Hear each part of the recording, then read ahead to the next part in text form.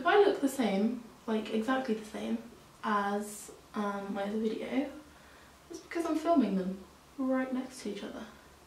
Well, not like next to each other, but as in one after the other. So that's why. Just tried to redo my hair. I think I look like a Teletubby.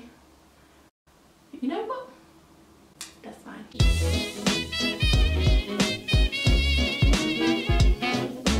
Hey everybody, welcome back to my channel. So today's video is going to be a 2017 review. I'm literally filming this at the very end of January, so it's a bit late. But I thought I would film it anyway because I thought it'd be really nice to have for me to look back on. So yeah, I'm just going to do a bit of a summary of the last year of my life, which has been a very crazy year for me. Like, honestly, the craziest year of my entire existence. When I like think back to the very start of 2017 compared to the end of 2017, it's like two different people. It's insane. But I'll explain that in a second. So I've like actually tried to plan this video for once instead of just shouting words at camera. Not shouting, I didn't really shout. Just, you know. Anyway, already getting distracted. So basically I'm going to say like the kind of major events that happened last year, then I'm going to say like my highs, my lows and things that I'm looking forward to in 2018. So at the start of the year I was still recovering from Lyme disease, which if you don't know, it's a chronic illness. It's absolutely awful and I was sick for like 2.5 years. I don't know what this is. So yeah, at the start of 2017 I was still sick. September, wait, just think it's October. September, October, November. So I was like 4 or 5 months into my treatment. So I was starting to feel better, but I was still very sick and I didn't really have much of a life because all my day consisted of was being ill, which was really not fun. I'm laughing about it, but it's that awkward kind of, that was horrible, you know, traumatized laugh, that's what it is. So yeah, so that's how I kind of started the year. But the first major event in that year, and probably the best thing about 2017, was that I actually overcame Lyme disease, which I almost don't want to say it because I feel like I'm going to jinx it, touch wood. Yeah, so it's like, I don't know, and also because I never had additional blood tests to like prove that I was over it as such. I always feel weird saying it, but I'm not gonna have more blood tests because as long as I'm feeling better, I don't want to have a test, mainly because I'm terrified that it will then say, nope, you're still sick, and then I don't know what I would do because then I would feel like I was just waiting for it to kick in again. And anyway, you can tell the anxiety rising in me as I speak about it. But yeah, so the first like major thing was that I actually overcame Lyme disease, which was really hard, but obviously the best thing because it meant I actually got my life back.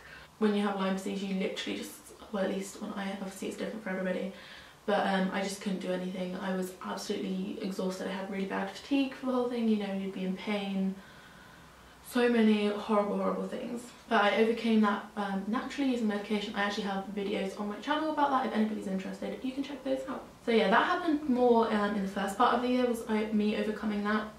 I finished the treatment, felt a lot better, but still it's a very long process to getting my body back to how I was pre-Lyme. I sound like an old man, I need water. But yeah, obviously when you go through something like that, your body's exhausted, and I hadn't done anything, so I'm like still super out of shape, but obviously trying to work on that and just getting my body back to health basically. So that's been like the first major thing of the year. Yeah, so obviously that was great that I overcame that. Obviously it wasn't like a wow, I'm suddenly over it. It was a process, but obviously looking back I can see it more as a whole picture now. Yeah, so that was amazing. The second major thing that happened last year was I actually started my own business. I really sound like a man.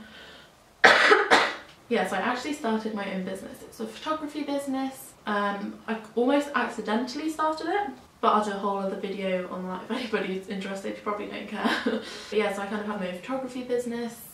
I started that when I was still like kind of towards the end of having Lyme disease. So obviously at the start of it I was trying to juggle obviously getting better and then just doing this whole business thing. And then I booked my first wedding, which was absolutely amazing. Did that in July. And so yeah, I kind of had this photography business, but I was never really able to give it the full time and commitment that it needed. But obviously when you've got your own business, you're in charge of all the financial stuff, the marketing, the actual, you know, it's not how you take pictures, but the actual like photography side of it. There's like so many different sides to it, which obviously I knew, but it's just kind of the way that things worked out. So I had this business, I mean I still have it, but it's kind of on hold at the minute, just because I can't give it the time it deserves. But yeah, this video is meant to be short and I'm waffling on. So basically I started my own business and I've learnt so much from that, you know, and I definitely want to reboot my photography business in the future. It's just not a great time for me at the minute. So that's been an amazing and very challenging, but challenging, sound like a teacher. So yeah, that's been like a really amazing, challenging, interesting process to go through. And you know, I've definitely learned a lot from it. So that happened. I also have applied for university, and I've actually got all my responses, and I'm really happy. I got a conditional offer from my chosen university. I don't really want to speak about it. Yeah, I mean, unless anyone's super interested, then I can. But yeah, so I actually got a conditional offer from my chosen university, which I'm so happy about. I cried when I got the acceptance because I really was so surprised by it. But anyway, that's a whole other video. I just keep waffling on. Jeez Louise, someone needs to shut my mouth. So yeah, I went through the whole university application thing. Obviously I don't go to school, so I kind of had to do it all alone. So that was a bit of a trial. I mean, obviously my friends have all gone to uni, or most of my friends. So they were obviously really helpful if I needed any questions or whatever. So yeah, I did all that. That was a very interesting process. Again, that's all sorted. So yeah, I went through all of that. I mean, the decision to actually apply to uni in the first place was quite a big thing for me, because back when I was younger, I never, like, the thought of going to uni never crossed my mind. No one in my family's ever gone. They've just kind of gone out onto the work field or started their own businesses, etc. But they never went to university.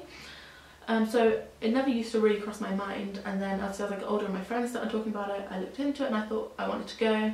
Had no idea what course I wanted to do. I like looked at a few different things and I was like, oh, I want to do that, and I want to do that, and I want to do that, because there's so many things I want to do and explore and see and be.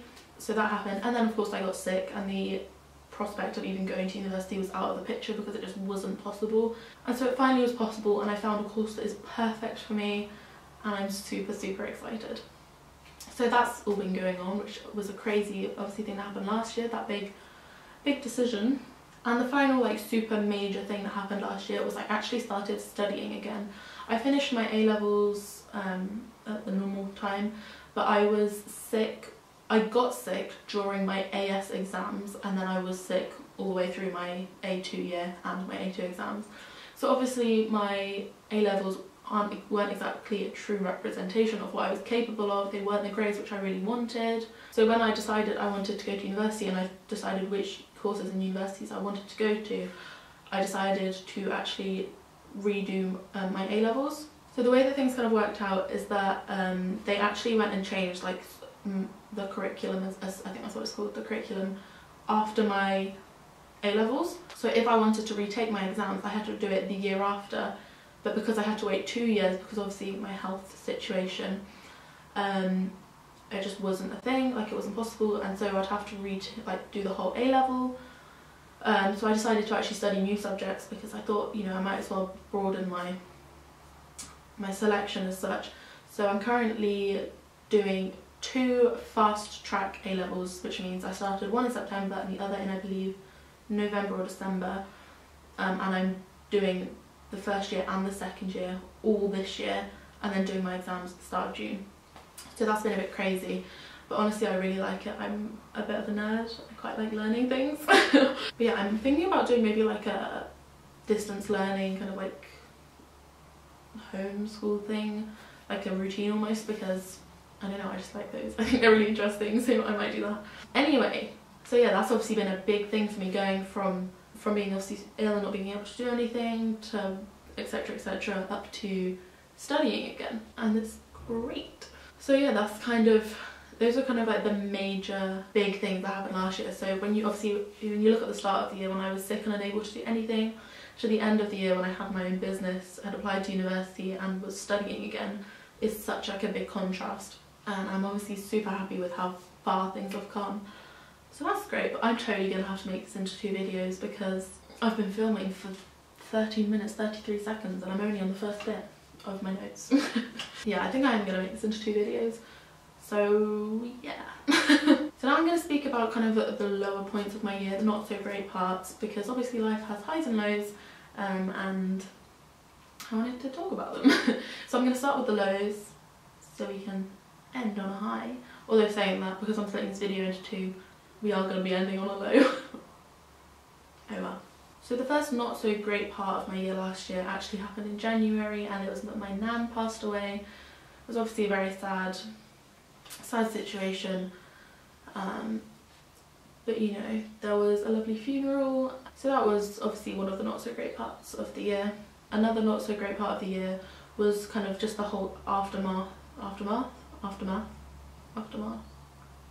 don't know how you say that, aftermath, I think that's right, of having Lyme disease, because obviously it would be great if you could just take something and then just be like, oh, I'm back, but when you have something for so long, that's just not how it is. So obviously dealing with that and trying to get my body back in shape and look after it and just help it to get back to where it was is something that I was working on through the year. And you know, to be honest, I am still working on that now. I'm so much better than I was, but you know, I'm still not as healthy as I would like to be. So I'm still working on that, but that was like a big thing for me last year, was trying to do that. And obviously that's quite difficult because you have to have patience and you just have to trust that you will get back up to health. Especially with Lyme disease, you don't really hear that, at least I haven't heard very many stories about people actually like fully getting better. So you know, that was quite a difficult thing to go through, you know, both physically, mentally, because after being ill and practically housebound for so long, it does take a toll on you mentally, and all of that sort of thing. So that was quite hard, but you know, we got through it. Another sad part of last year was one of my dogs died. I said that while I was laughing. That sounds really insensitive. It wasn't funny, it was very sad, but you know, she was old, so obviously it was expected. But that was a sad part as well. We'd had her for so much of my life as well, so that was really sad. But you know, I guess that is the circle of life. And the final not so great bit of last year was I actually had a small surgery. It was to do with my gland here, so you have to get to it down there. I had like a stone or something there, so I had that, and the surgery is fine and everything, and the doctors and surgeon and nurses and everything was super lovely. Props to the NHS because you guys are awesome. So yeah, the actual like experience of the surgery was super great, like couldn't have been better if I tried. My battery just died again. I clearly talk too much. I say again, I just realised it actually died when I was filming the other video, but my camera has died numerous times in this brief period of filming videos. Anyway, but yeah, so what was I saying about the surgery? Yeah, so actually there was a bit of issue with me having surgery in the first place, not through anybody's fault. It was just that I was at the end of like having a cold and I had a bit of a temperature, etc., and they thought it was best to postpone the surgery, obviously for my safety and health and everything, which obviously I was fine with because safety first. And so yeah, when I eventually did have the surgery went super good. Everybody was super lovely. It was a great experience, but the like recovery from it was so annoying, because it was like, it's like in basically, say like it's like in your mouth, almost under your tongue. I don't know if this is a weird thing to be describing, but oh well. And they cut like along and sorted it out and everything, but where it's in your mouth, obviously it's all like swollen, and so I couldn't eat anything. I'm not the kind of person to miss a meal. Like, I get hungry quickly and I don't like being hungry. And so there was the whole issue of like I couldn't eat anything, like even when I was drinking things it was hurting. Obviously I had medication, and they gave me like a strong medication as well, but I didn't take that and I really didn't want to take it. Especially with like really strong medications, personally I try and not use them unless like obviously I'm in like an excruciating pain, but I try and avoid them as much as possible, just because obviously they have lots of side effects and all of this sort of thing. I don't know why I'm saying this, but yeah, basically that like recovery bit, it was only for like a week that it was really bad, but it was just like painful, and I couldn't eat and I couldn't drink. Well, I could drink things, but it was hurting when I was drinking things.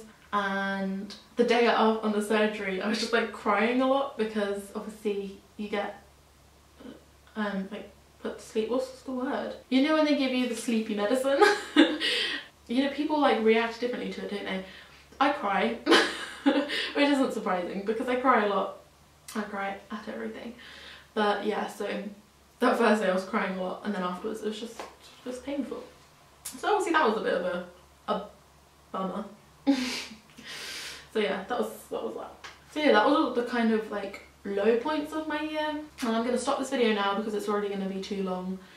And then I'm going to film the second part, and in the second part I'm going to speak about my highs of the year and what I'm looking forward to this year in 2018. So if you're interested in that, then you can watch my other video. I'm going to try and upload them at the same time, which honestly doesn't make much sense because I could just make it one big video. I don't know. I might upload them at the same time. If it's not out already, then it will be out soon. So you can subscribe if you want to see that, and yeah, the seagulls. So yeah, anyway, I'm gonna go film the other half. Hope you're having a lovely day, and I will speak to you very soon. Bye!